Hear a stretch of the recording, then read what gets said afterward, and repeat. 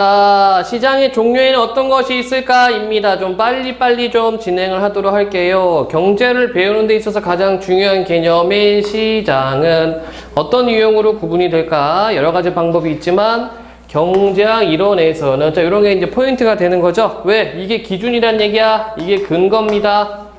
경쟁의 강도나 생산자의 수에 따라 구분하며 다음과 같이 네 가지로 나누는 것이 일반적이다 라고 되어 있어. 그러니까 시장을 어떤 유형으로 나눌 것인가 이렇게 나눴단 얘기고, 이게 밑바탕이고 요 강도, 생산자 수 기준이 되겠습니다. 독점, 과점, 독점적 경쟁, 완전 경쟁 이렇게 했다. 자, 생산자 수가 1에서 다수로 간다는 얘기죠. 당연히 생산하는 사람이 혼자 있으니까 독점 시장에 해당이 되겠다. 그치? 자, 기본적으로 여러분들 시장에 관련 내용을 좀 설명을 하자. 경제 주체 3요소가 있어요. 경제 주체는 딱 3요소가 있거든. 그게 누가 있냐면 먼저 정부, 그리고 기업, 그 다음에 가게가 있습니다. 이걸 경제주체 3요소라고 그래. 이거 알아야지 여러분들 고등학교 올라가서 비문학 할 때 안 헤매. 진짜로 경제 부분에서 안 헤매. 근데 학생들이 이게 공부가 안 되니까 막 헤맵니다. 그게 문제인 거야. 자, 그럼 보면은 정부에서는 뭐 할까? 정책 펼쳐요. 경제가 잘 돌아가게끔. 기업에서는 뭐 해? 생산합니다. 물건 만들어내는 거야. 이거를 다른 말로 공급한다 그러고요. 가게에서는 뭐 하냐면은 소비해. 물건을 삽니다. 이거를 이제 수요라고 한다. 자, 그러면 시장 가격이라는 게 있거든. 시장 가격은 어떻게 정해지느냐? 자, 보통 요렇게 정해주고요. 얘가 공급 곡선이고 얘가 수요 곡선이야. 여기가 가격이고요. 여기가 수량입니다. 그래서 수요 곡선과 공급 곡선이 만나는 지점에서 시장 가격이 형성이 된다. 이게 기본이야, 기본. 요거를 이해 못하면은 경제 나락으로 가게 되고, 경제 나락으로 가면은 등급 올리기가 어렵다. 보통 이제 2등급, 3등급하고 2등급 올라가는 그 라인이 경제 지문하고 과학 지문이거든. 그걸 내가 이해할 수 있느냐 없느냐에 따라서 등급이 갈리게 되는데, 과학은 되게 많아요. 영역별로 굉장히 이해할 거리 상당히 많은데 경제는 기본 근간과 똑같아. 그래서 경제적인 것을 내가 갖추고 있으면 어떤 질문이 나온다 하더라도 이해가 된다. 진짜로 그래요. 이게 기본이야. 경제 주체 3요소, 정부, 기업, 가게. 그래서 경기가 불황이다, 경기가 호황이냐에 따라서 얘네가 어떻게 움직이는가 좀 그런 거 있어. 근데 그거는 뭐 지금 얘기할 거리는 아니고 기본적인 요소들만 여러분들이 생각해 주면 될 것 같아요. 자, 계속 보자. 그래서 생산자 수가 혼자 있으면 독점 시장이죠? 다른 데서 못 만들어. 그치? 그 다음에 많으면 어떻게 돼? 완전 경쟁이 되는 거죠. 그쵸? 서로 치고받고 싸우고 막 그러는 거지 뭐. 그치? 스마트폰 처음 나왔을 때 애플, 그게 독점 시장입니다. 그러다가 이제 삼성도 만들고, 노키아도 만들고, 뭐 화웨이도 만들고 하면은 경쟁 시장이 된다는 얘기예요. 자, 이론적으로는 위와 같이 네 종류 시장이 존재하지만 현실에서 양극단에 있는 독점 시장과 완전 경쟁 시장을 찾아보기는 쉽지 않다. 그렇죠? 방금 얘기했지만 스마트폰 처음 나오게 되면 다른 기업들이 가만히 안 있지, 그치? 똑같은 걸 만들게 되고 똑같이 물건을 판매하기 시작을 합니다. 그러니까 완전 독점 시장, 완전 경쟁 시장 찾기는 어렵다. 완전 경쟁 시장은 뭐냐면 다 같이 스마트폰 팔아야 되는데 그게 안 되지. 그치? 이거는 이제 첨단 부분이기 때문에 그쪽으로 기술이 받쳐지지 않으면은 못 만들어요. 그 시장에 못 뛰어 들어가는 거야. 그래서 현실적으로는 어떤 시장들? 과점 시장과 독점적 경쟁 시장 이렇게 유지가 되겠죠? 계속 보도록 하겠습니다. 화면을 어떻게 맞춰야지 잘 나오지? 자, 그래서 보자. 예. 특히 완전 경쟁 시장의 경우 공급자가 다수인 시장을 의미하는데, 자, 아까 공급자가 뭐라고 얘기를 했어요? 기업이지, 기업. 기업에서 공장을 돌리니까 물건을 공급할 거 아니야. 생산자입니다. 동네마다 어디에나 있는 미용실이나 내과 의원 등이 여기에 해당될 것 같지만 이들은 완전 경쟁 시장에서 거래되는 상품의 질이 동질적이 한다는 제한 조건을 충족하기가 쉽지 않다. 자, 여기 하나 포인트 하나 나왔네. 완전 시장에서 거래되는 상품은 어떻게 해야 된다? 질이 동질이어야 된다. 그런데 미용실마다 어떤 미용사는 머리 잘 깎아주고 어떤 미용실 셋 안 가져와 다음부터. 그치? 네, 그 질이 달라. 그러니까 뭐 병원이나 미용실 같은 경우에는 완전 경쟁 시장으로 보기 어렵다는 얘기입니다. 그러니까 완전 경쟁 시장이 되려면 뭐가 필요하다? 그 상품의 질이 똑같아야 된다. 이런 얘기가 되겠네요. 그러니까 이게 현실에서는 존재하기가 힘들지. 응? 아이폰하고 갤럭시하고 질이 다르잖아. 아이폰으로 찍는 거하고 갤럭시로 찍는 건 좀 차이가 있죠? 아이폰은 소프트웨어적으로 조금 만져. 약간 뽀사시하게 나오게 만들어냅니다. 네. 자, 어쨌든 간에. 자, 그래서 현실에서 가장 많이 볼 수 있는 시장 유형은 과점 시장이나 독점적 경쟁 시장이다. 이렇게 되어 있어요. 자, 그러면 위에 달라 연결해서 봤을 때 내용은 우리가 어떻게 정리할 수가 있을까? 시장, 유형, 분류 이게 중심 내용이 되는 거고요. 세부 내용으로는 자, 독점 시장, 그 다음에 또 뭐가 있었어? 과점 시장, 독점적 경제 시장, 그 다음에 완전 경제 시장 이렇게 있었어요. 그리고 독점 시장하고 완전 경쟁 시장은 현실에 존재하기 어렵다. 이렇게 이야기를 했다. 자, 질문. 없으면 다음 단락입니다. 굉장히 기초적인 내용들이에요. 지금 경제에서. 어디 보자. 자, 과점 시장은, 자, 이제 과점 시장이라는 설명이다. 현실에서 볼 수 있는 시장. 시장 내 기업의 수가 소수인 경우를 말한다. 우리나라의 가전제품, 자동차 시장 등 소수 대기업들이 제품의 상품 시장을 점유하고 있는 대표적이다. 그렇지? 국내에 있는 국산 자동차 회사 몇 개 있어요? 국산 자동차 회사 몇 개? 하나밖에 없죠? 다 망했잖아. 현대가 다 먹었잖아. 현대 기아야. 기아 망하는 거 현대가 인수했어.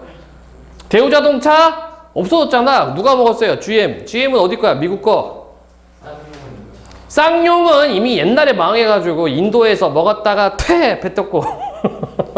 그치? 예. 그 쌍용은 지금 어느 한 기업체에 속하는 게 아니라 뭐게 컨소시엄 구성해서 KG 어쩌고저쩌고 뭐 이렇게 이러는데 어쨌든 그러니까 지금 국내 자동차 시장은 거의 독과점 형태예요. 거의 국산차의 90%는 현대기아입니다.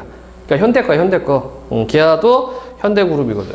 이렇게 그렇게 돼버렸어요. 어쨌든 간에 그런 게 이제 과점 시장의 얘기죠. 과점 시장이 뭐라고? 기업의 수가 소수인 경우 이겁니다. 자, 그래서 일반적인 과점 시장의 특성으로는 특성 나오네. 치열한 경쟁으로 인한 상품 차별화 시도. 그렇지. 물론 현대기아가 같은 그룹 내에 있긴 하지만 현대차하고 기아차하고 서로 경쟁 구도이긴 합니다. 그리고 상대 회사 반응을 고려해 자신의 행동을 결정해야 하는 전략적 상황의 존재. 경쟁을 애써 피하려는 담합 가능성 등이 있다. 이게 제일 나쁜 거죠. 담합이 왜 나빠? 담합이 왜 나쁘니까 서로 가격을 맞추죠. 그렇지? 예, 그러면 이제 소비자의 선택권에 제한을 두게 됩니다. 그래서 나쁜 거예요. 그래서 담합은 이거 과징금 세게 때립니다. 법적으로. 자, 그래서 여기는 과점 시장의 특징이 되겠네요. 자동차하고 자동차를 예를 들었습니다. 가전. 한국에 가전업체 뭐가 있어요? 삼성, LG 또 있어? SK 무슨 가전이야? SK가 냉장고 만들어? 안 만들잖아. 없어요. 이거 다 망해서 옛날엔 대우도 있었고 현대도 있었고 뭐 삼성도 있었고 그때 럭키 금성도 있었고 지금 LG가 됐지만 여러 군데 있었는데 다 망해버렸어요. 예. 자, 다음 단락입니다. 왜 LG랑 삼성만 안 망했어요? 버티는 거지. 예, 버텼죠. 버텨내는 거야. 자, 독점적 경쟁 시장은 완전 경쟁 시장과 독점 시장의 특성을 조금씩 갖고 있다는 의미에서 붙여진 이름이다. 공급자의 수가 많은 것은 완전 경쟁 시장과 닮았지만 상품 차별화로 인하여 특정 소비자에게는 독점 시장의 특성을 갖고 있기 때문이다. 예를 들어 화면이 조금 잘렸네. 왜 안 움직여? 잘린 게 아니라 여기 줄 간 거구나. 예를 들어 맛집으로 소문이 나서 줄을 서가면서 음식을 먹어야 하는 음식점이나 병을 잘 고친다고 해서 환자들이 몇 달 전에 예약을 하면서까지 찾는 병원이 대표적이다. 그러니까 여기는 예시죠. 여기 예시고 여기는 독점적 경쟁 시장의 특징 이게 되겠다. 난 아직 다 모르겠어요. 줄 서서 음식 먹는 거. 내가 평생 난 줄 서서 음식을 먹어본 적이 없거든. 먹고 싸는데 그 기다려서 먹어서 뭐하냐? 배고픈데 당장 먹어야지. 윤우는 기다려? 맛집 기다리니? 꼭 먹어야 돼? 꼭 그거를?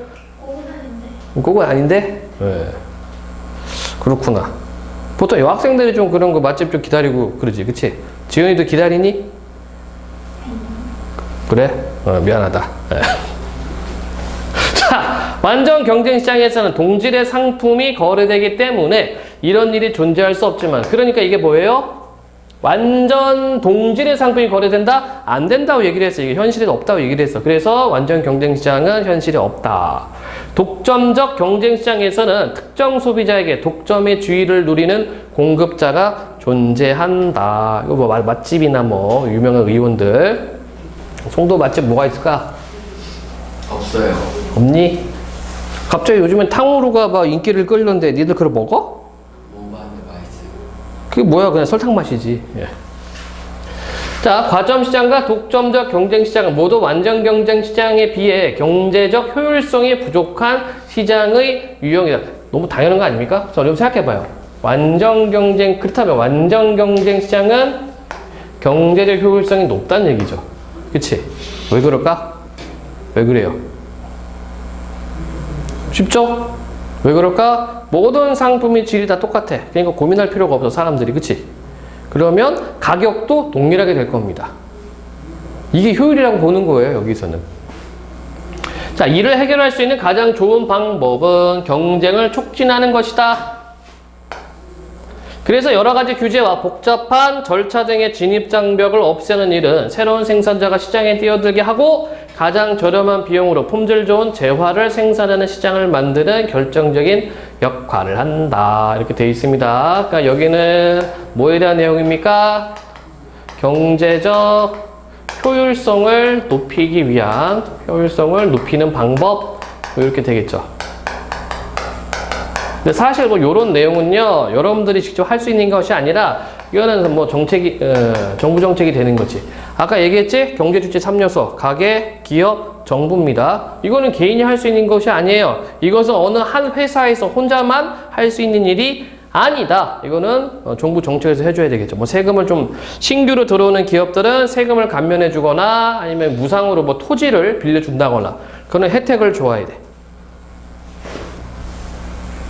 자, 내용 질문 안 계십니까? 내용 질문 안 계시면은 문제 좀 볼까요? 1번입니다. 자, 윗글의 내용 전개에 대한 설명으로 가장 적절한 것은 전문가 견해를 인용하여 있었어? 아니요. 없어요. 자, 그래서 여러분들 문제 풀 때 어떻게 보라고? 선지가 나오면 끊어야 돼. 그 정보 단위를 끊어서 확인만 해주면 되죠? 그러면 뒤에 건 안 봐도 되잖아? 시간이 확보가 되는 거야. 이게 시간 확보가 돼요? 물어보지만 이게 1초, 2초가 쌓이면 1분이 되고 1분이면 문제 하나 풉니다. 두 번째, 시장을 구성하고 있는 요소를 분석하고, 자, 시장 구성하고 요소 분석했습니까? 분석했나? 시장을 구성하는 요소. 자, 만약에 긴가민가해, 그러면 보류야, 보류. 세 번째, 시장의 유형을 분류해온 과정을 시간을 따라 없죠? 시장의 유형을 분류하고 있죠? 일부 시장의 특성을 사례를 통해 제시한다. 있네? 따라서 답은 4번이라는 얘기죠. 이렇게 푸는 거야. 자, 그러면 아까 우리 2번 그냥 내비뒀지, 그치? 안 봐도 돼. 안 봐도 되는 겁니다. 우리가 하는 거, 국어 영역에서 하는 것은 뭐냐면 정답 찾는 것이 아니라 적절성, 그쵸? 가장 근사치 답을 찾는 거거든? 그렇게 찾아버리면 되죠. 자, 문제 2번입니다. 윗글의 내용과 일치하지 않는 것은 독점적 경쟁 시장보다 과점 시장의 생산자 수가 더 적다? 그래요? 독점적 경쟁 시장보다 과점 시장의 생산자 수가 더 적다? 맞니? 맞아? 자, 이런 거 틀리면 안 돼. 내용에서 틀리면 안 되겠죠? 두 번째, 완전 경쟁 시장에서는 거래되는 상품의 질이 동질적이다. 그렇죠? 현실적으로 독점 시장과 완전 경쟁 시장을 찾아보기 어렵다고 아까 얘기를 했고, 경제 이론에서는 경쟁의 강도나 생산자 수에 따라 시장을 구분한다. 그렇습니까? 독점적 경쟁 시장은 상품 차별화로 인해 완전 경제 시장의 특성을 갖는다. 이게 뭔 개소리야. 독점적 경쟁 시장은 완전 경쟁 시장 특성을 갖는다. 아니죠. 이거 분류된 시장이잖아. 그치? 예. 이렇게 또 답을 찾아내시면 되겠고요. 3번입니다. 요런 거 잘해야 돼, 요런 거.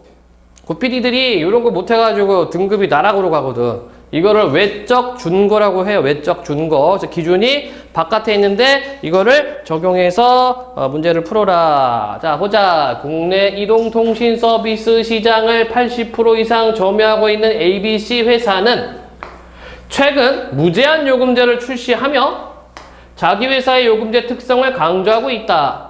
AB사는 무제한 요금제에 스마트 기기 무료 연동 서비스를 포함하고 있음을 강조하고 C사는 스마트 기기 무료 연동 서비스는 제공하지 않지만 저렴한 가격과 휴대폰 파손 보험 무료 제공이라는 서비스를 강조하고 있다. 여기 좀 달라진 점이 있죠? 네, 다른 점, 뭐 차이점 이렇게 표시해놓고 가입자 수가 가장 적은 C사는 현행 서비스를 유지하면서 신규 가입자 추이를 지켜본다는 입장이다. 한편 시민단체에서는 신규 이동 서비스 사업자의 시장 유입을 허가해 이동통신 요금을 더 낮춰야 한다고 주장하고 있다. 누가? 시민단체들이. 그러니까 시민단체 입장에서는 지금 그 이용료 비싸. 그러니까 이용료를 낮추려면 뭐가 필요하다? 새로운 사업자가 필요하다. 경쟁을 해야 된다. 이런 의미가 되겠네요. 자, 그러면 적절하지 않은 거 1번입니다. 시장 내의 대표적 기업이 소수이므로. 맞니? 3개밖에 없잖아. 그치? 이동통신 서비스 시장은 과점 시장으로 볼 수 있고. 맞습니까? 두 번째. A, B사의 스마트 기기 무료 연동 서비스는 C사와 구별되는 상품 차별화 전략으로 볼 수 있고. 그래? 그래? 애매하죠? 그걸 또 어떻게 해? 그냥 보류. 그냥 넘어가. C사의 파손보험 무료 제공 전략은 이동통신 3사 간 치열한 경쟁으로 인한 상품 차별화 시도로 볼 수 있고. 그런가요? 상품 차별화가 뭐야? 나는 우리는 니들하고 달라. 이게 되겠지. 그치? 자, 네 번째. C사가 현행 서비스를 유지하면서 가입자 추이를 지켜보는 것은 전략적 상황. 그렇죠? 시민단체의 주장에는 신규 사업자의 시장 유입이 담합 가능성을 높일 것이라는 기대가 반영해 볼 수 있군? 아니죠. 이거 완전히 아니지. 담합은 뭡니까? 담합은 지들끼리 서로 짜고 치는 거야. 그런데 위 박스에서 뭐라고 얘기를 했어요? 시장 유입을 허가해서 이동통신 요금도 낮춰야 한다고 주장하는 거야. 그러면 기업들끼리 담합하면 지들이 가격 낮춰? 안 낮춥니다. 5번이 틀렸군요. 그러면 위에서 우리가 보류했던 것은 다시 안 찾아봐도 된다는 얘기야. 이런 식으로 보시면 되겠습니다. 근데 만약에 여러분들 만약에 5번이 없어. 1, 2, 3, 4까지만 있어. 그럼 답이 뭘까? 답을 뭘로 해야 돼? 5번이 없으면 2번으로 가야죠. 그치? 왜 2번으로 가야 돼? AB사의 스마트 기기 무료 연동 서비스는 C사와 구별되는 상품 차별화 전략을 볼 수 있고 이걸 이렇게 바꿔야 돼요. C사는 후발 기업이라고 얘기를 했어요. 그치? 그러니까 얘는 우리는 쟤들하고 다른 걸 가야 되겠다 해서 다른 상품을 내놓은 거거든. 그래서 만약에 5번이 없으면 선지 5번이 없으면 얘는 2번으로 가야 돼요. 이게 국어 문제에서 답 찾는 방식입니다. 다시 한번 얘기할게. 국어는 정답 찾는 게 아니에요. 적절성을 찾으셔야 됩니다. 자, 다음 페이지 넘어가도록 할게요. 홀수 갑니다. 홀수 9번. 도산 위기에 처한 회사가 살아나는 방법. 자, 도산이 뭐예요? 망하는 거지, 그치? 망해본 사람. 여러분들 부모님 회사 망해본 사람. 아직 안 망했어? 우리 아버님 회사는 되게 많이 망했었는데. 망하고 다시 하고, 망하고 다시 하고. 어우. 자, 보겠습니다. 자, 기업에 자금이 없어 은행에서 빌린 돈을 되돌려주지 못할 상황이 되면 그 기업은 도산의 위기에 처할 수 있다. 도산. 도산은요, 여러분 부도라는 말 알아? 네. 부도와 파산을 합쳐서 도산이라고 합니다. 그럼 이거 얘기해 줘야 되겠다. 금리에 관해서. 우리가 어차피 좀 경제 관련된 지문을 보고 있으니까 여러분들 경제 관련된 개념을 좀 알아야 돼요. 자, 돈을 어디서 만들지? 돈? 한국은행. 그걸 뭐라고 불러? 중앙은행이라고 그래요. 그러니까 한국은 한국은행이 중앙은행이야. 여기서 화폐를 발행합니다. 이거 화폐 발행해서 어디로 가? 은행으로 가죠. 그거를 우리는 시중은행이라고 합니다. 자, 시중은행이 100만 원이 필요하다. 그럼 여기서 요청을 해요. 우리 100만 원 좀 줘. 하면은 여기서 100만 원 줍니다. 그런데 그냥 100만 원 야, 나중에 100만 원 갚아. 이게 아니지. 친한 친구 사이도 아닌데, 그쵸? 이자를 붙이지, 이자. 금리를 붙인다. 만약에 2%를 붙였다. 이게 기준금리예요. 중앙은행에서 붙이는 금리를 기준금리라고 해. 자, 그러면 A라는 회사가 좀 돈이 좀 필요해. 100만 원이 필요해요. 근데 시중은행이 A한테 돈을 빌려준다고 치자. 얼마가 아니지. 이자를 얼마를 붙일까? 2% 밑에 아니면 2% 위로? 당연히 2% 위로 하겠죠? 만약에 3%로 합시다. 이거를 시중금리라고 그래요. 그럼 최종적으로 A가 빌리는 금리는 기준금리 2%에다가 이 은행의 금리 3% 합쳐서 5% 금리를 내야 됩니다. 그러면 이 시중은행의 마진이 얼마야? 3%, 3만 원이 되겠죠? 오케이? 예, 이겁니다. 그럼 이거 하나 물어보자. 은행 기능 중에 하나가 화폐 유통 기능도 있고요. 지금 유통이 되고 있죠? 그 다음에 창조 기능도 있어.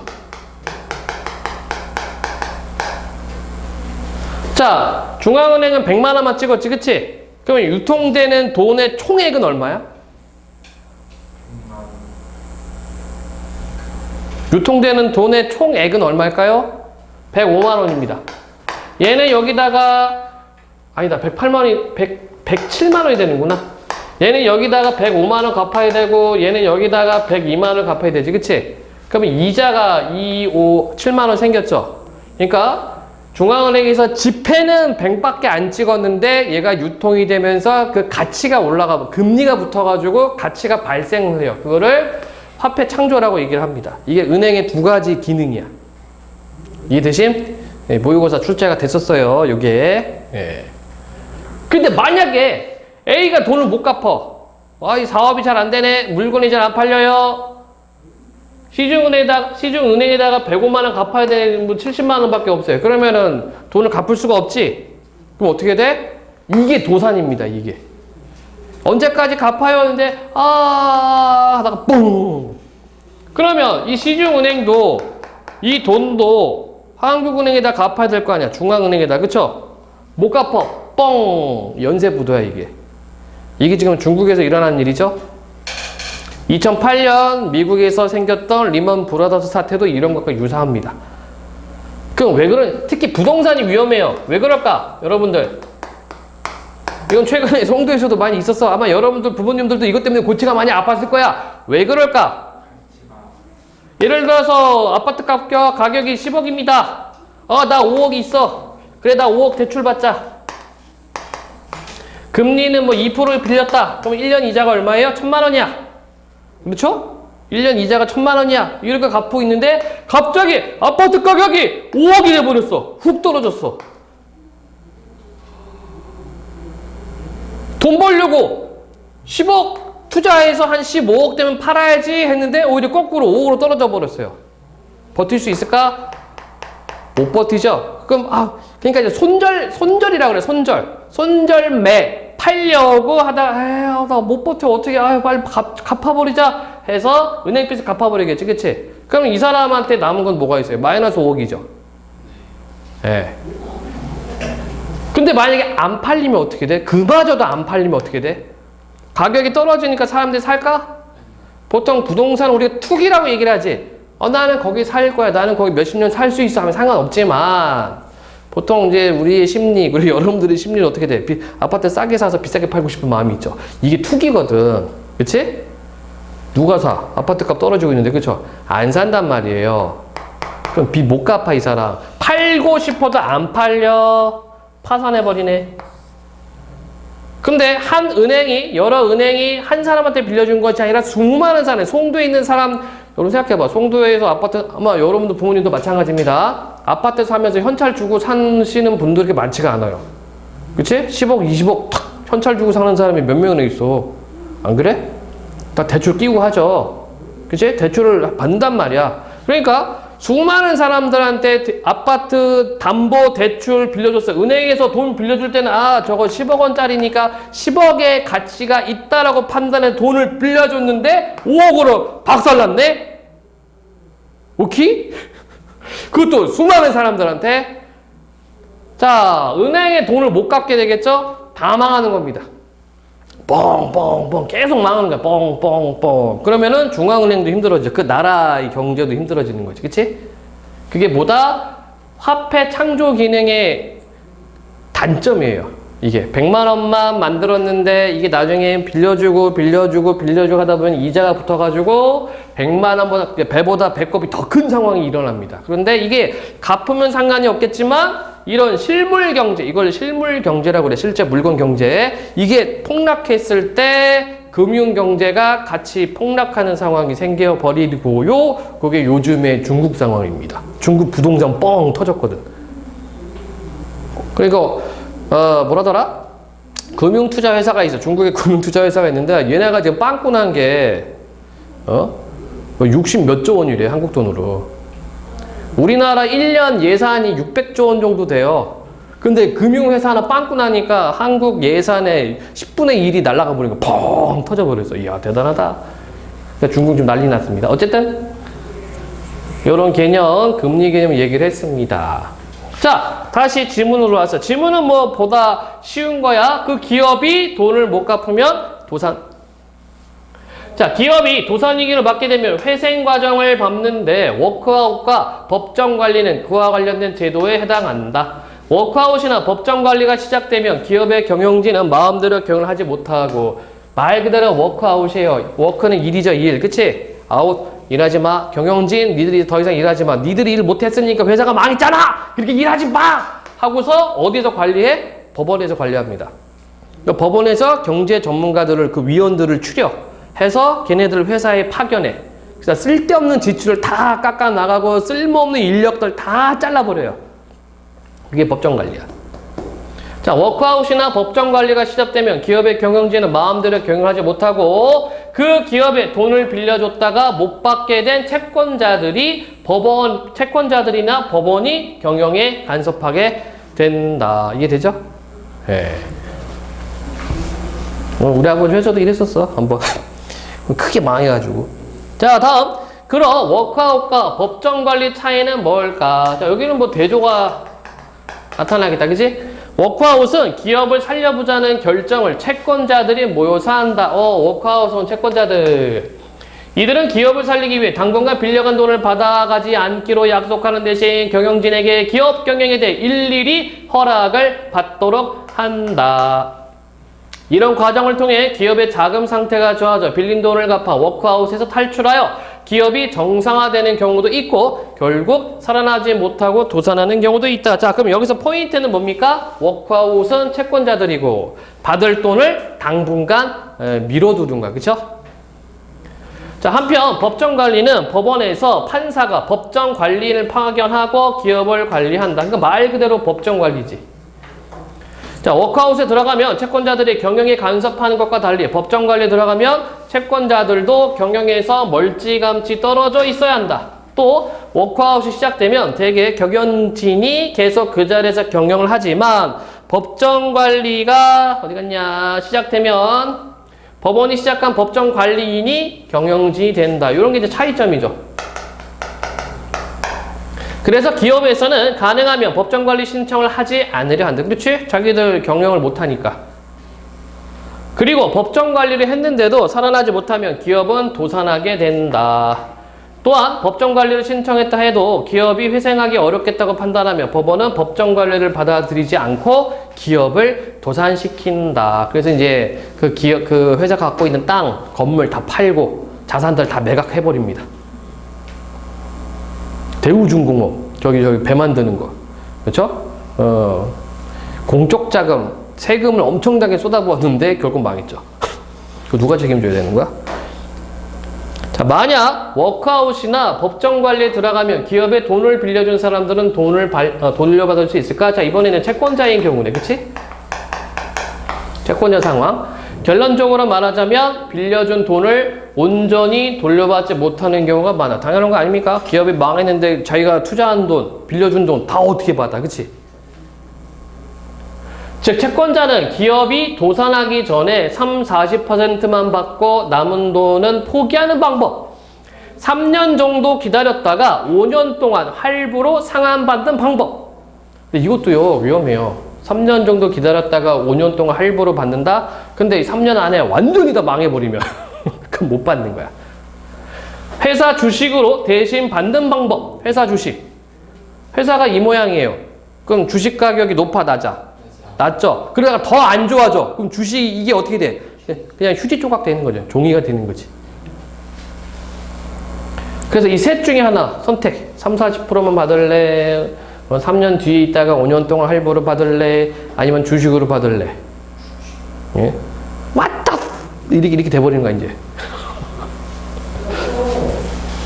그래서 투자를 잘해야 되죠. 자, 그렇다면 기업에 돈을 빌려준 일반 채권자들이나 투자를 한 개인 투자자들 입장에서 워크아웃과 법정 관리 중 무엇이 조금이라도 유리할까? 당연히 워크아웃이 낫다. 왜 나을까요? 야, 지금 당장 돈 안 받을게. 대신 니들 경영하려면 우리한테 허락받아. 이거거든. 그러면 채권자들이 그 기업에 대해서 행사할 수 있죠. 그쵸? 자신들의 권리를 행사할 수 있거든. 근데 법정 관리는 그게 안 돼. 법정 관리는 기업 경영진을 다 교체하고 채권자들도 거기에 관여할 수가 없습니다. 자, 워크아웃에 들어가면 은행들끼리 모여서 기업 경영에 대해 권한을 행사하기 때문에 경영진은 피곤해지겠지만 일반 채권자들이 빌려준 돈을 못 받지는 않는다. 하지만 법정 관리에 들어가면 큰 돈을 빌려준 은행들이나 개인 투자자들 모두 일단 물러나 있으면서 법원 결정에 따라하기 때문에 돈을 전혀 돌려받지 못할 수도 있다. 이렇게 되어 있네요. 자, 그래서 크게 보자면 도산에 관련된, 기업 도산에 관련된 거 살리는 방법은 두 가지. 워크아웃과 법정 관리. 워크아웃은 채권자가 돈을 밀어, 그렇죠? 그러면서 이제 경영에 대해서 관여를 하는 거였고요. 법정 관리는 경영에 관여를 못하고 기존에 있었던 경영지들은 다 사퇴, 그리고 법정 관리인이 가서 운영을 합니다. 그런데 망하면 끝. 이렇게 되겠죠? 그 다음에 채권자와 관련된 내용이었어요. 채권자들, 그쵸? 채권을 받는 방법 세 가지가 있었습니다. 40-40%만 받고 떨어질래? 아니면 3년 뒤에 5년 동안 할부로 받을래? 아니면 주식으로 받을래? 요거였습니다. 역시 여러분들 경제를 싫어하는구나. 꾸벅꾸벅 인사를 하고 있네요. 자, 문제입니다. 윗글에 대한 설명으로 가장 적절한 것은 워크아웃과 법정 관리를 통시적 관점에서 분석한다. 자, 요거 여러분들 자주 나옵니다. 통시적 관점이 뭐라고? 통, 전부, 시는 시기. 그래서 뭐 쭉 훑어오는 거야. 몇 년부터 몇 년까지 쭉 훑어오는 것을 통시적 관점이라고 하고, 얘와 반대되는 것을 공시적 관점이라고 합니다. 공시적 관점은 그때만 보는 거야. 예를 들어서 뭐 일제강점기 딱 그 시기만 보는 겁니다. 이걸 공시적 관점이라고 하죠. 통시적 관점은 역사적으로 훑어오는 거야. 10년대 뭐 했고, 20년대 뭐 했고, 30년대 뭐 했고, 이렇게 가는 게 통시. 자, 두 번째, 워크아웃 관점에서 법정 관리의 문제점 비판 아니고, 일본도 아니었고, 기업의 회상 과정과 관련된 제도를 소개하고 있었죠? 어떤 거? 워크아웃과 법정 관리. 그 특징 설명한다? 그러네. 네 번째, 기업 회생에 대한 상이한 관점을 비교한 후, 상이한 관점이니까 워크아웃과 법정 관리죠. 장단점 제시는 아닙니다. 기업 회생에 대한 여러 학자 없어요. 답은 3번밖에 안 되겠다. 질문하세요. 없으면은 2번을 봅니다. 적절하지 않은 것은, 자, 외적 준거. 기업은 새로운 사업을 벌이기 위해 B은행에서 50억 원을 빌렸다가 빌린 돈을 되돌려주지 못할 상황이 일어났다. 자, 도산위기. 이에 B은행은 A기업이 빌려간 돈을 당분간 받아가지 않기로 약속하는 대신, 이거 뭐야? 이거 경영진에게 기업 경영에 대해 일일이 B은행의 허락을 받도록 요구하다. 이거 뭐니? 워크아웃이죠, 워크아웃. 1번, A기업은 법원에서 판사가 파견한 법정관리인에게, 아니죠? 이거는 법정관리 관련된 내용이죠? 두 번째, 자금 상황이 좋아져 A기업이 B은행에서 빌린 돈을 모두 갚게 되면 A기업은 정상화될 수 있죠? 아, 이거 틀린 거 찾는 거구나. 1번. 나머지 볼까? 3번. A기업의 경영진은 B은행의 허락 없이 경영과 관련해서는 어떠한 것도 마음대로 결정하지 못하고요. B은행이 A기업의 경영에 간섭한 이후에도 자금 상태가 좋아지지 않으면 A기업은 도산할 수 있고, B은행이 A기업이 빌려간 돈을 당분간 받아가지 않기로 약속한 것은 A기업의 도산 위기를 막기 위한 거 좋습니다. 아닌 것은 1번. 1번 설명은 법정관리. 3번 기억의 이유. 자, 기억이 뭐였나요? 안 보여. 빌려준 돈을 온전히 돌려받지 못하는 경우가 많다. 왜? 회사가 망하는 경우. 그치? 법정관리 워크아웃 했음에도 불구하고 망하는 경우죠. 적절한 거 찾기. 기업에 자금이 없어 워크아웃이나 법정관리를 신청하는 것이므로 은행들끼리 담합하여 채권자들의 법적 권한을 포기하게 만드므로 법정관리인이 기업 경영을 제대로 하지 못하는 경우가 많으므로 빌려준 돈의 30-40%만 받고 남은 돈을 할부로만 상환받게 되므로 돈으로 되돌려받지 못하고 회사 주식으로만 받을 수밖에 없으므로 근본적인 이유가 뭐야? 1번이죠. 1번. 돈을 못 갚으니까 이렇게 됐어. 그러니까 그 기업이 위험한 상황에 처했기 때문에 오히려 더 위험해지는 상황 뻥 터질 수가 있다는 얘기입니다. 질문 없으면 다음 페이지. 경제가 재미가 없죠? 이거 재밌는 건데 사실 아버님들은 조금 관심 있을까? 거버넌스 정부에 관련된 내용이 되겠네요. 쉬는 시간 하겠습니다. 쉬는 시간.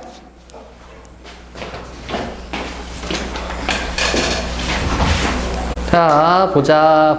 두 번째 시간입니다. 거버넌스란 무엇인가? 자, 거버넌스는 좁은 의미로 목표 달성을 위한 권위적 의사결정의 관리 체계를 의미한다. 개념. 발음 조심. 네. 이와 같은 개념의 거버넌스는 과정은 없고 결과만 통보하는 일방적이고 폐쇄적인 체계다. 여러분들 뭐 생각하면 될까? 일반 기업체에서 사장이 이거 이렇게 했어. 결과 이렇게 나왔어. 라고 말해주는 거. 그쵸? 이게 거버넌스라는 얘기입니다. 좁은 의미로. 하지만 최근에 거버넌스는 공동 목표를 달성하기 위하여 모든 이해 당사자들, 이득, 손해, 당사자들이 책임감을 가지고 투명하게 의사결정을 수행할 수 있게 하는 모든 장치라는 확장된 의미로 쓰이고 있다. 자, 그래서 거버넌스의 좁은 의미와 확장된 의미 되겠지, 그치? 그러면 첫 번째 달랑 내용은 뭐라고 봅시오? 중심 내용이 거버넌스 개념. 세부 내용은 뭐니? 좁은 의미와 확장된 의미 이렇게 구성을 할 수가 있다는 판단할 수 있다는 얘기입니다. 자, 이러한 의미 확장은 다양한 사회 변동으로 인해 구성원 사이의 소통과 네트워크가 강조되는 것과 관련이 있다. 그러니까 요즘 같은 경우는 뭐 집에서도 자택근무 충분하게 할 수 있잖아, 그렇지? 그런데 자택근무하면은 회사 자른다고 이렇게 얘기를 하고 있죠. 소통이 안 되니까 서로 얼굴 마주보고 면대면 하면서 이렇게 회의를 해야 되는데, 자, 우선 거버넌스 의미가 확장된 배경 중 하나로는 민주화를 들 수 있다. 민주화는 권위주의적 중앙정부의 강압적 리더십이 민주적 리더십으로 변화하고 그동안 억압되어 있던 시민사회 요구들이 분출되는 통로가 마련되는 것과 관련된다. 그동안 한국 사회는 빠른 속도로 다원화되었으며, 다원화, 다, 많다, 원, 근원, 화, 변화, 그쵸? 이로 인해 기존에는 존재하지 않았던 다양한 사회 문제들이 드러나기 시작하였다. 그리고 이러한 사회 문제들을 중앙정부가 개입하여 독점적으로 정책을 결정하는 사실상 불가능해졌다. 그리하여 시민이나 기업 등과 같은 이해 당사자들이 정책에 대해 평가하고 자문하는 등 적극적으로 정책 결정 과정에 참여하여 해법을 찾을 수 있게 하는 제도적 장치가 필요하게 되었다. 여기는 뭐니? 내용 하나밖에 없다잉. 거버넌스 배경. 거버넌스 확장 의미의 배경이 되겠네요. 근본적인 이유가 뭐니? 다원화. 이것 때문에, 그쵸? 이것으로 인해서 사회적 문제, 여러 가지 사회 문제가 발생하니까 이거를 해결하기 위해서는 좁은 의미의 거버넌스가 아니라 확장된 의미의 거버넌스가 필요해지게 된 것이죠. 다음으로 세계화 역시 거버넌스의 의미가 확장된 주요의 배경을 할 수 있다. 그렇다면 윗단락에서는 다원화, 그치? 그 공동체 내에서의 다원화. 그 다음에 이 단락에서는 세계화. 자, 현대에는 특정 개별 국가만이 해소할 수 없는 전 지구적 문제들이 제기되기 시작하였다. 오염수 방류! 뭐 이런 것들, 그쵸? 지들이 어떻게 안 되니까 그냥 바다에 다 갖다 버렸죠. 버리고 있지, 그치? 이게 심각해지는데. 지금이야 뭐 이렇게 수치가 뭐 낮다 어쩌다 하는데 그거는 삼중수소라고 하는 건 없어지는 애들이 아니거든. 이게 쌓이는 거야. 언젠가 쌓여요. 계속 지금 쌓이고 있는 거야. 그러다가 그 한계선을 돌파하는 순간 어떻게 돼? 못 먹는 거예요, 진짜로. 그렇습니다. 예. 그런 말이 있지. 바늘로 코끼리 죽이는 법. 어떻게 죽여, 윤호야? 바늘로 코끼리 죽이는 법 어떻게 죽여? 죽을 때까지 찌릅니다. 죽을 때까지. 물론 그 작은 바늘 하나가 한 번 찌른다고 해서 코끼리한테 막 영향 없을까, 그치? 근데 찌르다 보면 언젠가 코끼리 쓰러집니다. 이게 그런 경우거든. 그쵸? 그러니까 바다에다가 핵 오염수를 버린 적이 없어요. 물론 이제 몰래 버리긴 뭐 그런 거지 있었겠지만 이렇게 이제 대량으로 방류하거나 이런 경우가 없었기 때문에 앞으로 어떻게 될지 몰라. 아무도 결과를 예측하지 못해요. 근데 괜찮다? 이건 좀 위험한 발상이죠. 원래 과학은 의심하는 거야. 과학은 의심부터 시작합니다. 진짜. 가설을 세우면 그 가설이 과연 타당한지 검증하는 과정이 과학적 방법이라고 여러분도 학교에서 배우고 있어요, 지금. 네. 어쨌든 여러 가지 이제 전 지구적 문제들이 제기되기 시작합니다. 지금 이제 지구 온난화 장난 아니죠? 어젠가 엊그저께가 홍콩 139년 만에 홍수 나가지고 막, 와, 그리스도 장난 아니야. 그리스도 뭐라더라? 뭐 3년치? 뭐 1년치 반인가? 1년 반인지 2년치 내릴 비가 하루 만에 다 와가지고 와, 홍수 나고 장난도 아닙니다. 오, 미쳤어요. 하와이만 불타버리고, 그치? 한국도 언제 한번 크게 또 이게 그치? 예. 그나마 인천이 좀 괜찮은 것 같아. 미세먼지 빼면. 여기가 뭐 지진 그게 크게 나지도 않고, 홍수 뭐 그게 크게 나지도 않고, 그죠? 미세먼지 빼면은 뭐 그나마 난데. 어쨌든 간에, 가령, 환경, 이주, 통상. 자, 통상이 뭐예요? 이거 무역을 의미하죠? 물건 왔다 갔다 하는 거. 금융 등의 이슈들은 중앙정부와 시민사회의 연대가 중요한 만큼이나 국가 간 협력, 세계적 차원의 비정부 기구들의 연대가 중요하게 작용하는 문제들이다. 아까 금융 같은 거 얘기했지, 그치?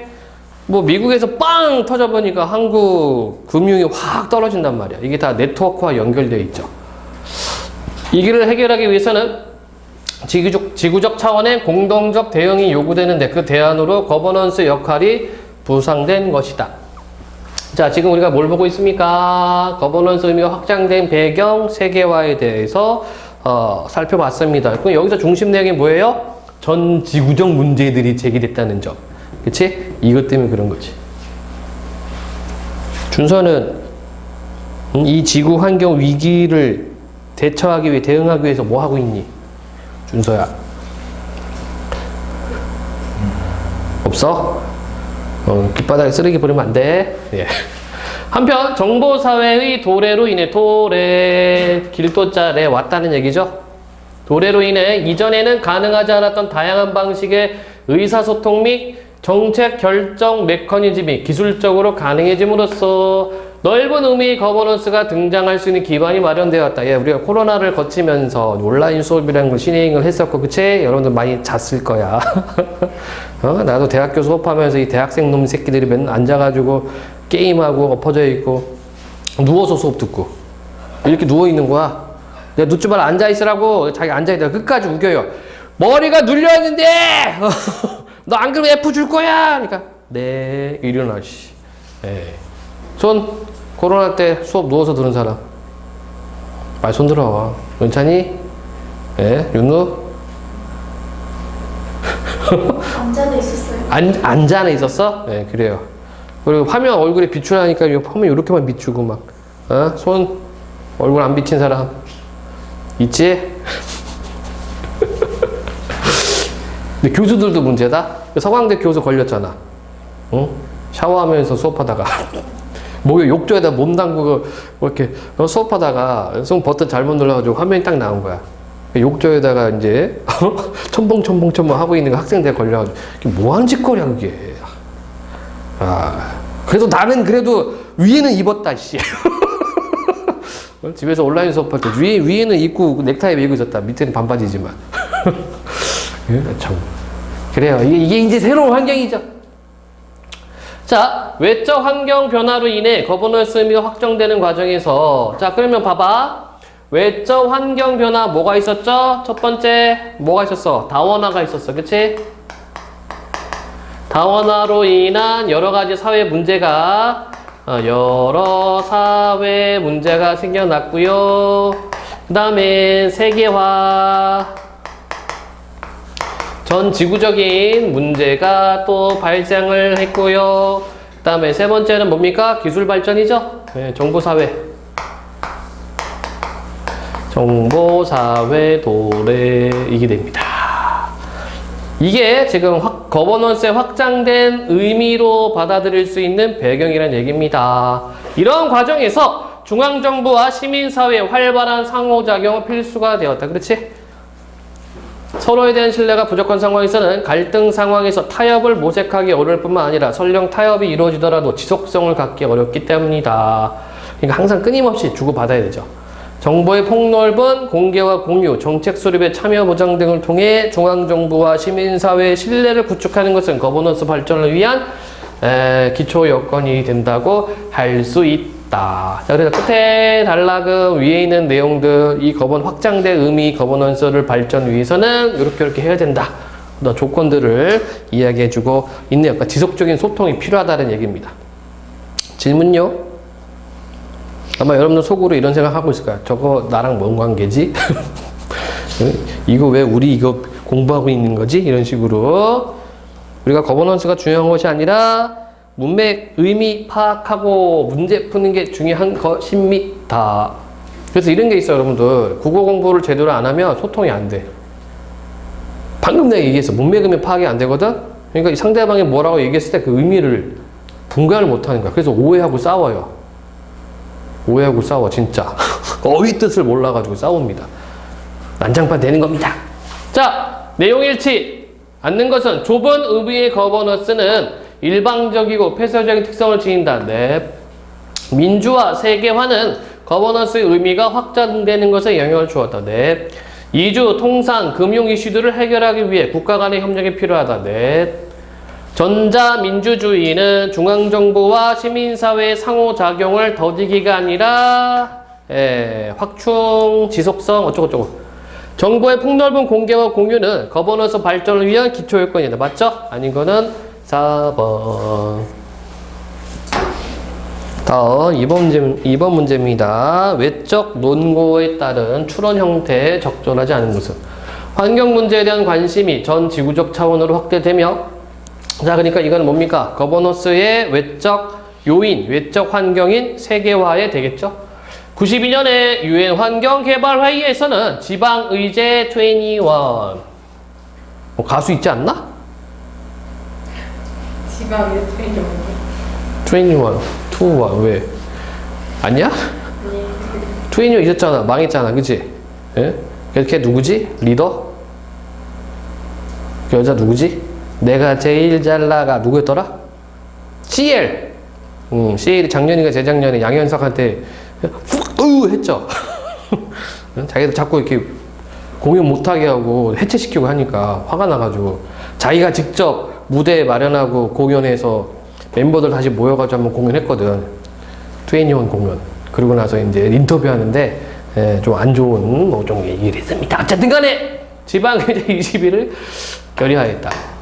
이와 관련하여 시민, 기업 등이 자발적으로 협력하여 결성된 땡땡시민위원회 거버넌스는 땡땡시가 환경적으로 모범적이고 지속가능한 도시로 변모될 수 있도록 다양한 환경 개선 프로그램들을 발굴해오고 실천해오고 있다. 오, 되게 열심히 하는 그러네.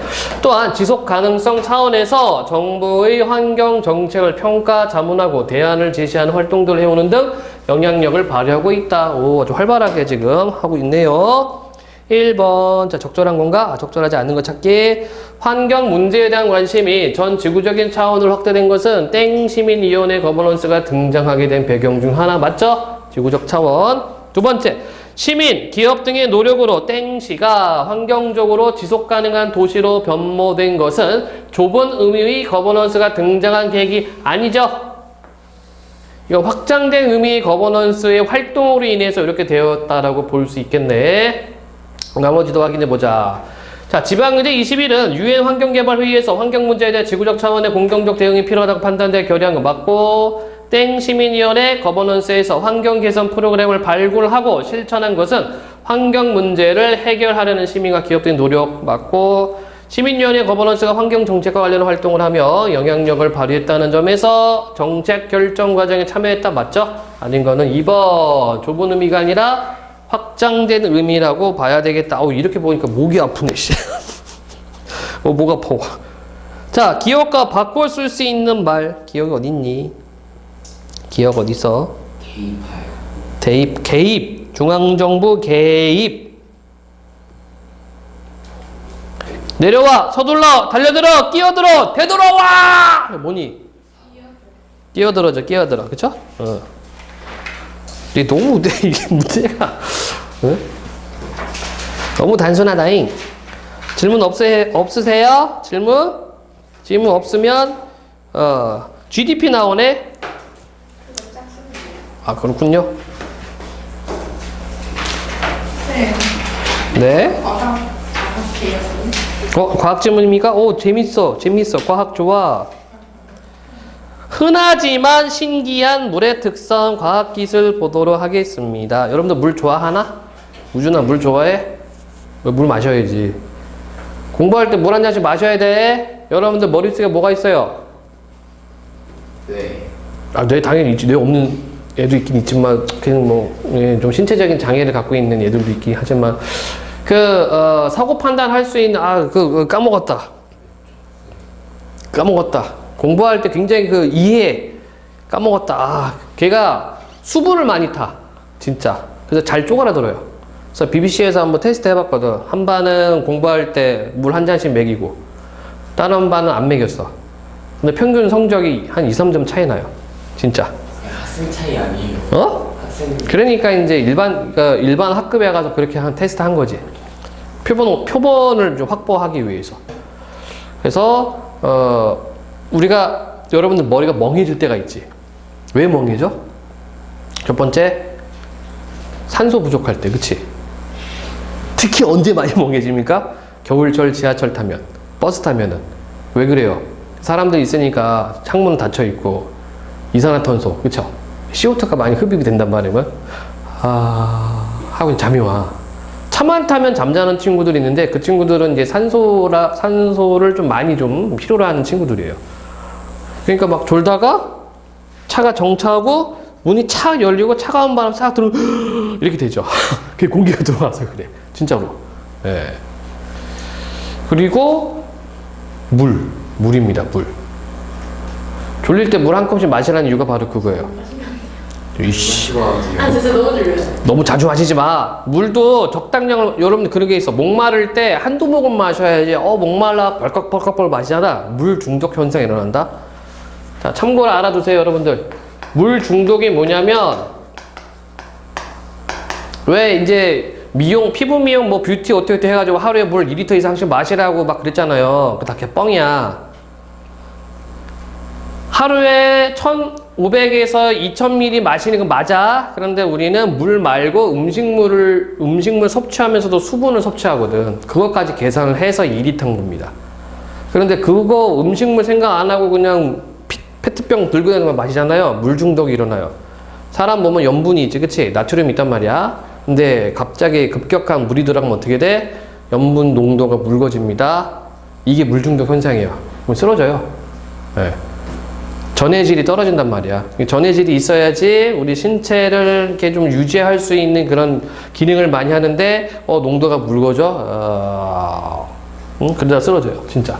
그러다 물 마시다가 쓰러진 사람들 많아. 다이어트 한다고. 물 다이어트 하다가. 멍해집니다. 그래서 적당량의 물을 마셔야 돼요. 그리고 목마를 때 물 마시는 거 막 마시는 게 아니고 한두 모금 정도. 대신 자주. 한두 시간에 한 번씩은 물을 마시라고 하죠. 그렇게 먹어야 된다. 갔다 와. 너희 초성권은 내가 못 지켜준다. 저도 물. 갔다 와. 왜들 이래. 응. 자, 우린 계속 볼게요. 흔하지만 신기한 물의 특성. 자, 물 분자는 산소 원자 O와 수소 원자 H 두 개가 약 104.5도 각도를 이루며 결합한다. 이게 뻥이다. 이거 거짓말 쳤다. 그치? 윤우야, 이거 왜 거짓말이야? 이거 왜 거짓말이야, 이거? 그 교재가 거짓말 한다니까? 이게 104.5도가 결합. 이게 왜 준수야, 이거 왜 거짓말이니? 어? 어? 어? 어? 모르겠어요?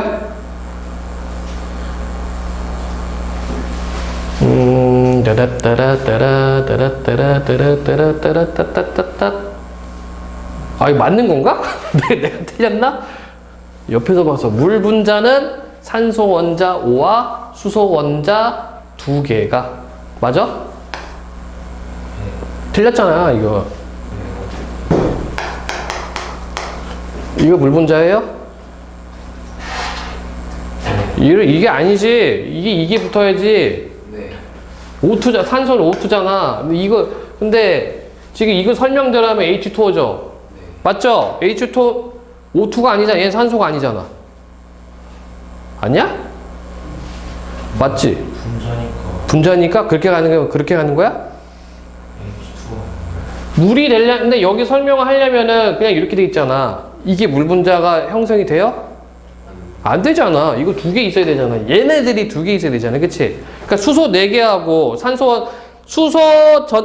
수소 원자 4개하고 산소 원자 2개가 있어야지. 그래야지 물 분자가 되잖아. 아닙니까? 나 문과라서 잘 모르겠는데. 내 말이 맞지, 무준아? 물 마셔야 되겠다, 너. 그쵸? 학교에서도 물 하면 2H2. 오, 이게 물 분자예요. 이게 현실에서는 이렇게 돼. 그러니까 이제 교재들 좀 모르겠어. 요즘 과학책 어떻게 나오는지 모르는데 내가 배울 때는 한 이렇게 나왔거든. 이건 현실에 존재하지 않죠. 그렇지? 그래서 그래. 맞죠? 그러니까 여기 산소 원자 O와 수소 원자 2개가 이렇게 해놨어. 다시 한번 얘기해보자. 그러면 이거거든. 근데 이거는 물 분자가 아니잖아. 물 분자가 현실에 존재하기 위해서는 이렇게 돼 있단 말이야. 그러면 산소 원자 2개와 수소 원자 4개가 있어야지. 맞죠? 잘못했네. 잘못된 거야, 이거. 그렇게 있어도 아니. 그게 물이 돼? 아니. 그게 물이 될까? 안 되지 않아? H2라고 하고 사모님 뵀을 때는 그냥 분화수 그럼 그게 물이냐고요? 안 되죠. 그치? 물 분자라고 던져놨기 때문에. 요거 여러분들 이제 고등학교 올라가서 1학년, 2학년 때 이제 화학 배우거든? 이 개념을 알아야 돼. 그래야지 화학 반응 시 왼쪽 쌍하고 오른쪽 쌍, 이거, 짝 맞추기야, 짝 맞추기. 화학 반응은 짝 맞추기입니다. 아, 기억난다. 그냥 이거 갈게요. 이거는 그냥, 지문이니까, 과학 지문이니까. 어쨌든, 104.5도, 이거 교육방송 아닌가? EBS 주파수 FM 104.5. 교육방송인데? 104.5도의 각도를 이루며 결합한다. 주소라네. 수소 원자와 산소 원자는 서로 전자를 공유하면서 결합하는데, 산소 원자가 수소 원자보다 전자를 끌어당기는 힘이 더 크다. 전자들은 전기적으로 전하를 띠므로 전자의 쏠림은 물 분자의 전기적 성질을 갖도록 한다. 이해 안 된 친구? 어디서 이해가 안 돼? 쉽게 얘기할까? O하고 H가 있어요. 이거대로 한다면은, 그치? 그럼 봐봐. 얘가 산소고, 얘가 수소야. 이렇게 연결되어 있는 구조인데 얘는 하나인데 얘는 두 개네? 그럼 얘가 끌어당긴 힘이 더 세다는 얘기지, 그치? 그 설명 그대로 해요. 그러니까 그리고 산소 원자가 수소 원자보다 전자를 끌어당긴 힘이 더 셀 수밖에 없겠죠. 이거 하나씩만 본다면, 그치? 그래서 전자들은 전기적으로 음전하. 이거는 그냥 정보를 준 겁니다. 전자는 음전하야. 이를 띠므로 전자의 쏠림은, 그러니까 산소가 땡기잖아. 땡기니까 전자가 한쪽으로 쏠리겠지. 전자의 쏠림은 물 분자의 전기적 성질을 갖도록 한다. 이해됐음? 그러니까 여러분들 물에 있을 때 거기에 헤어드라이기 집어넣으면 어떻게 돼? 여러분들 욕조에 이렇게 있는데 누가 거기다가 헤어드라이기 집어 던져. 그럼 어떻게 돼요? 뭐 저기 올라가겠지, 그치? 준이. 보다 꽂혀 있어야 하는 거 아니에요? 응? 당연히 꽂아놓고. 조상님 만나러 가야죠. 예. 그래서 물 분자의 산소 쪽은 음전하를 약하게 띠고 수소 쪽은 반대로 양전하를 약하게 띈다. 요거 내용 그대로 따가 보는 겁니다. 이 전기적 성질 때문에 물 분자들은 접근하면 서로를 끌어당겨 이어진다. 그러니까 여러분들 물방울 방울방울 있을 때 붙는 이유가 뭐란 얘기예요? 물 분자의 전기적 성질 때문에. 그렇대. 구체적으로 설명하면 두 개의 물 분자가 접근하면 한쪽 물 분자의 양전하를 띤 수소 원자와 다른 한쪽 물 분자의 음전하를 띤 산소 원자가 전기적인 힘으로 서로를 끌어당겨 이어지는데 이런 결합을 수소 결합이라 한다. 질문요? 없음? 그럼 여기는 내용 하나밖에 없어요. 수소 결합. 이거 설명하려고 앞에 뭐라고 이렇게 주절주절 된 겁니다. 수소 결합이에요?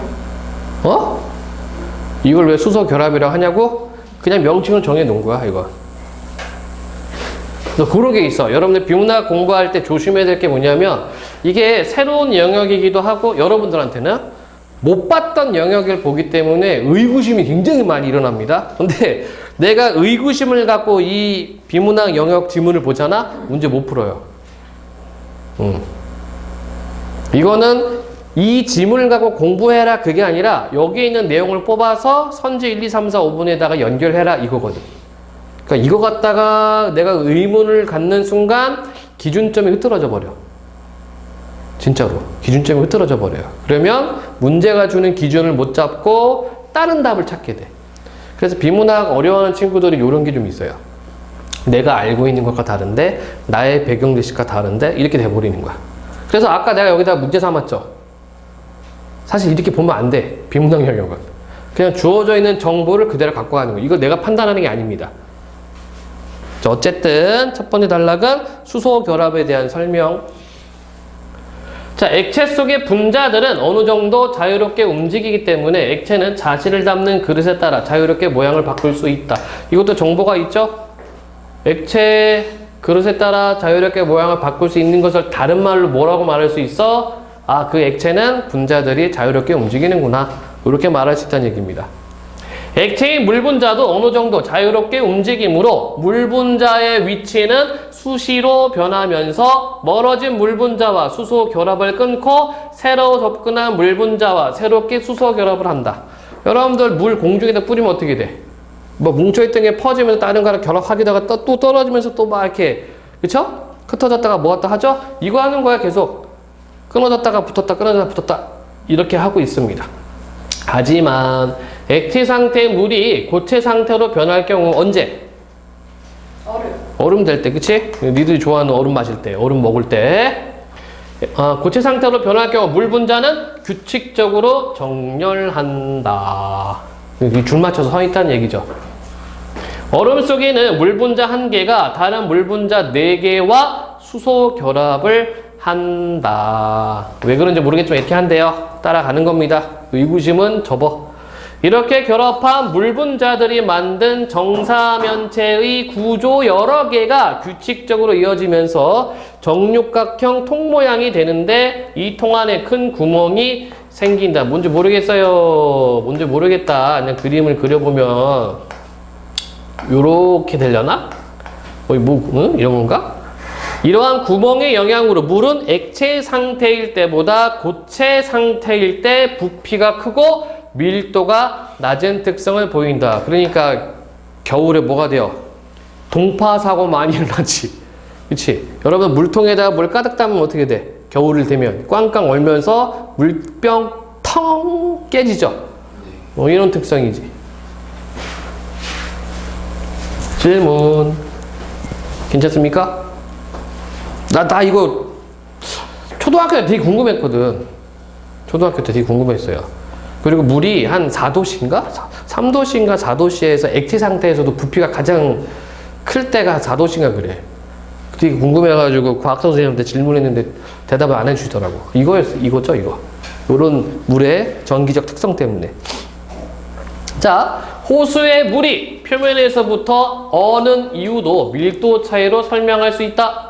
날씨가 추워지면 호수 표면에서 물의 온도가 낮아지고 찬물은 아래로 가라앉고 따뜻한 물은 위로 올라오는 대류 현상이 발생한다. 대류는 이렇게 돌아 위에 아래로 계속 돕니다. 그죠? 이 현상은 물의 온도가 방금 얘기한 거예요. 4도씨가 될 때까지 일어난다. 1기압에서 물의 밀도는 4도씨일 때 최대인 요게 됨으로 방금 내가 얘기했죠. 그치? 4도씨 때 부피가 제일 커진다고.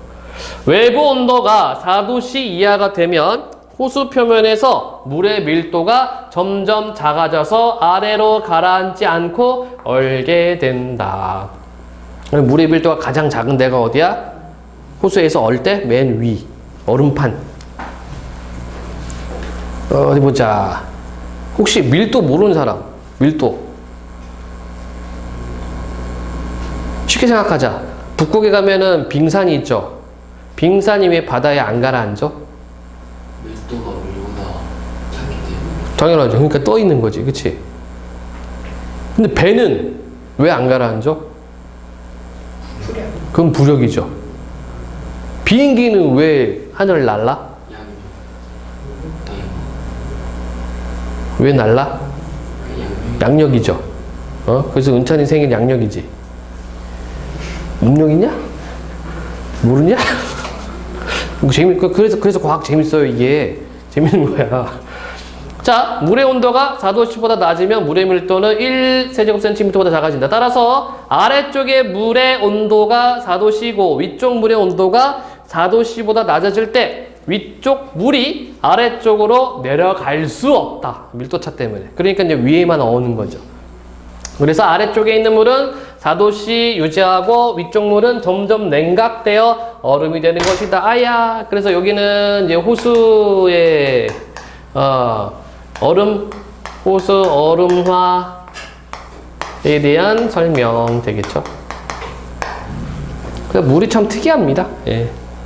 참고로 여러분들 우리가 사는 세상은 몇 차원입니까?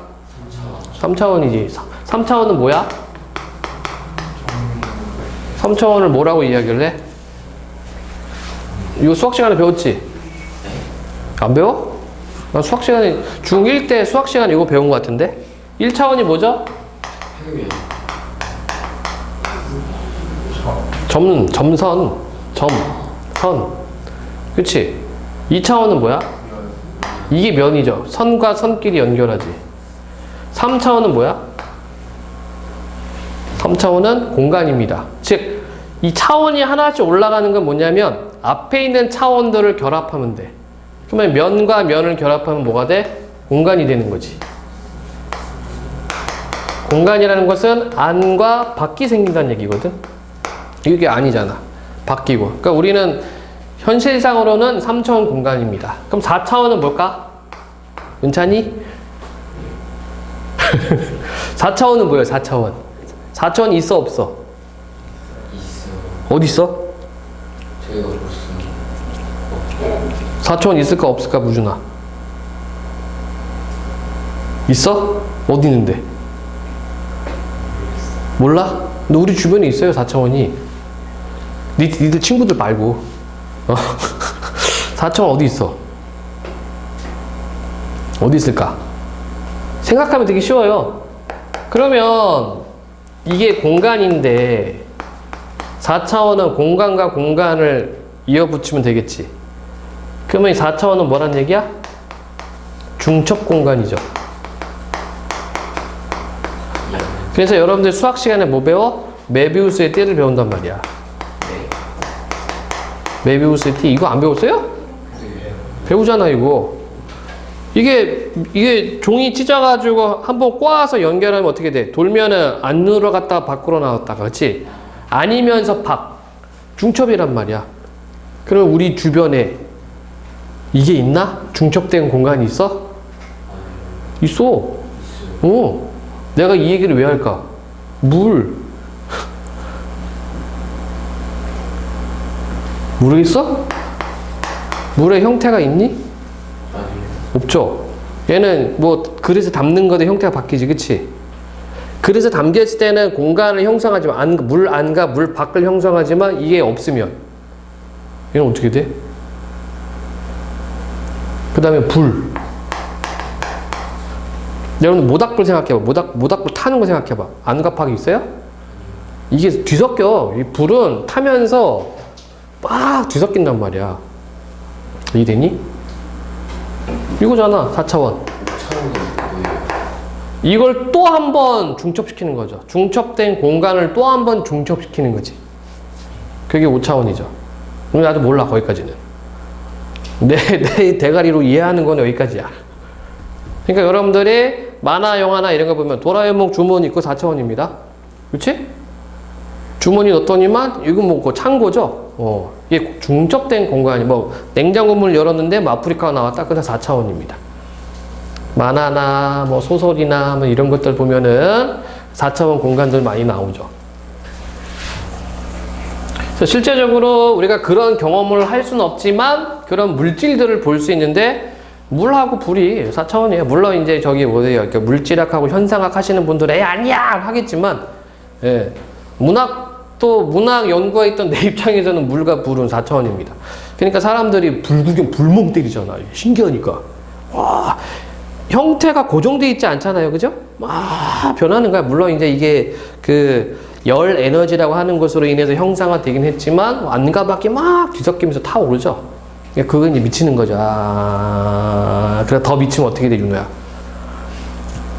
집에 불 질러. 네로 황제 미쳐가지고 불 질렀잖아, 그지? 그래요. 그래 밤에 오줌 싸고 불장난하면 오줌 싸죠? 모르니? 옛날 그랬는데 불장난 많이 하면 밤에 자다 오줌 싼다고 막 그랬어요. 어쨌든 질문 괜찮습니까? 그래서 과학 재밌다니까. 자, A를 참고할 때 보기 들어갈 내용. 자, 과학 문제 보면 여러분들 고등학교 올라가면 이런 거 많이 본다? 이거 잘해야 돼. 이런 거 잘해야 돼요, 진짜. 자, 머리카락과 풍선을 마찰시키면 머리카락에 있던 전자가 풍선 쪽으로 이동하여 풍선은 음전하를 띠게 된다. 이 풍선을 가는 물줄기에 가까이 되면 물줄기가 풍선 쪽으로 약간 휘어진다. 자, 그럼 여러분들, 그럼 우리 이거 선지 보지 말고 한번 얘기해 볼까? 물줄기가 왜 풍선 쪽으로 휘어? 물줄기가 왜 풍선 쪽으로 휘지? 이거 니들 이거 많이 했잖아. 어릴 때 장난. 많이 했잖아. 그때 뭐가 생겨요? 마찰로 인해서 정전기 생기지. 전기가 생기지. 전기가 생기지. 전기 뜻이 뭐야? 정지에 있어. 정지에 있던 겁니다. 그쵸? 그런데 이렇게 했어. 마찰력을 했어. 그럼 전기가 어떻게 돼? 흐르기 시작하잖아. 정전기가 흐르기 시작한 현상이 여러분 책받침 마 해가지고 머리 싹 쓰는 거예요. 한쪽으로 당겨. 한쪽으로 방향이 생기기 시작한 겁니다. 그거는 흐르기 시작한 거거든. 여러분들 겨울철에 문 손잡이 잡을 때 딱 튀지? 그 정전기라고 그러죠. 근데 엄밀하게 말하면 정전기 아니지. 정전기였는데 여러분들이 만지는 순간 전류가 흐르는 거야. 그래서 딱 하는 거죠. 오케이? 그러면 풍선을 가는 물줄기에 가까이 됐는데 물줄기가 풍선 쪽으로 약간 휘어졌다. 전류가 생긴 거지. 끌어당기는 힘이 생긴 거야. 그치? 전기적인 끌어당김이 생겼다는 얘기입니다. 자, 그럼 골라봅시다. 물 분자의 전기적 성질이 풍선과 가까워져 약해지며 휘어집니까? 아니죠. 물 분자의 양전하를 띤 수소 원자가 풍선 쪽으로 이끌렸다? 나 화면 넘기기 귀찮다. 그러면 여러분들이 확인할 게 뭐야? 물 분자에서 양전하를 띈 게 뭐냐 이거지. 그치? 뭐였어? 수소 이거 맞아? 수소 원자 맞습니까? 양전하 띈 게? 자, 세 번째. 수소 원자가 산소 원자보다 전자를 아니죠? 위에서는 지문에 산소 원자가 전자를 끌어당긴 힘이 더 세다고 얘기를 했고, 물 분자 속 수소와 산소 원자가 서로 공유하고 있던 전자를 잃기 때문에 서로 공유하고 있던 전자를 잃어버리면 어떻게 될까? 여러분 생각해봐요. 물 분자 속 수소와 산소 원자가 서로 공유하고 있는 전자를 잃어버리면 어떻게 돼? 물이 아니게 돼요. 오, 이게 이제 그거 하는 거 아니야? 분해시키는 거잖아, 분해. 그래서 여러분들 물에서 우리가 수소를 얻을 때 뭐 해요? 전기 분해시키지. 이거 실험 안 했어? 안 하고 그냥. 에? 이거 중학교 때 하는 거 아니야? 전기 분해? 지지지직. 실험 안 해요. 실험 안 한다고? 아, 코로나 때문에 그런 건가? 작년에 안 했다고요? 이거 재밌는데 이거 하다가 손가락 집어넣고 뭐 이러는데 애들 그 배터리 갖다가 12V 약간 찌릿하거든. 예. 안 하는구나. 자, 그러면 전자를 잃어버리면 풍선 쪽으로 휘어지는 겁니까? 말도 안 되죠. 물줄기 자체가 없어질 건데, 그치? 물 분자의 음전하를 띤 산소 원자가 풍선에 반대 방향의 힘을 가하면은 밀어내겠지. 예. 답은 2번. 과학지문 재밌어. 아닌가? 나만 재밌나? 자, 문맥을 고려할 때 기억에 대한 설명으로 가장 적절한 것은 기억이 어디 있나요? 아래쪽에 물의 온도가 4도씨고 위쪽 물의 온도가 4도씨보다 낮아졌다. 그러면 뭐니? 뭘까? 준서야 뭐니? 준서 어머님이 준서 과학 되게 좋아하고 잘한다고 했는데 잘하는데 좋아하진 않아? 잘하는 게 좋은 거 아니야? 저 뭐야? 뭘까? 기억에 대한 이건 다시 보자. 아래쪽에 물의 온도가 4도씨, 위쪽 물의 온도가 4도씨보다 낮아질 때, 그럼 밀도가 아래쪽이 밀도가 더 크고 아니지, 밀도가 크다는 거는 그치, 밀도가 크고 위쪽 물이 밀도가 낮다는 얘기죠. 1번. 1번이니? 네. 네. 자, 그림 나왔다. 그림. 윗글을 참고할 때 보기 가나다에 대한 이해로 적절하지 않은 것은 가나다 이렇게 되어 있네. 그림 잘 안 보인다. 빨간 점이 산소 원자고요. 잘 안 보여 이것이. 뭐냐 이거? 얘네들이 수소 원자. 네. 1번 가. 물 분자 1개가 다른 물 분자 4개와 수소 결합을 한 상태로. 그건 뭔지 모르겠지만 4개가 있으니까. 그치? 네. 네. 안 보여, 그림으로는. 나 안 보인다. 이거 맞아요? 물 분자 1개가 다른 물 분자 4개와 수소 결합을 한 상태. 그렇습니까? 그러네. 하나, 둘, 셋, 넷, 5개니까. 그치? 개수 맞잖아. 그 다음에 2번 가. 물 분자들이 만든 정사면체 구조 속의 공간으로 인해 액체보다 부피가 큰 것이건. 그렇습니까? 뭐지? 가가 뭐지? 얼음이구나, 얼음. 예. 물 분자들이 만든 정사면체 구조 속의 공간으로 인해 액체보다 부피가 크다. 이거 가 얼음이죠? 네. 그러면 얼음은 액체보다 부피가 커요, 작아요? 크죠? 그래서 아까 동파된다고 얘기를 했었지. 예. 이건 생활과학. 그 다음에 나 상태는 이 부분이 되겠네요. 정사면체 구조 여러 개가 규칙적으로 이어지면서 만들어진 정육각형 모양. 예. 그쵸? 정육각형 모양으로 되어 있죠? 얼음이 되면은 정렬된다라고 지문에서 얘기를 했고, 그 다음에 다 상태는 녹았네. 산소 원자와 수소 원자 두 개는 서로 104.5도 각도를 이루겠군. 맞아요? 액체 상태니까 맞게 되겠고, 그 다음에 또 다 액체 상태. 물 분자의 위치가 수시로 변하면서 인접한 물 분자와 새롭게 수소 결합이 이루어지겠군. 맞습니까? 그럼 다 맞아? 몇 번 틀렸어요? 2번이요? 2번 왜 틀렸지? 예, 4면체가 여기에 틀렸다. 4면체가 아니라 6면체입니다. 이렇게 단어만 바꿔쳤다. 그죠? 나머지는 만든 거야. 정육면체 부피가 네, 육각형 면체가 아니고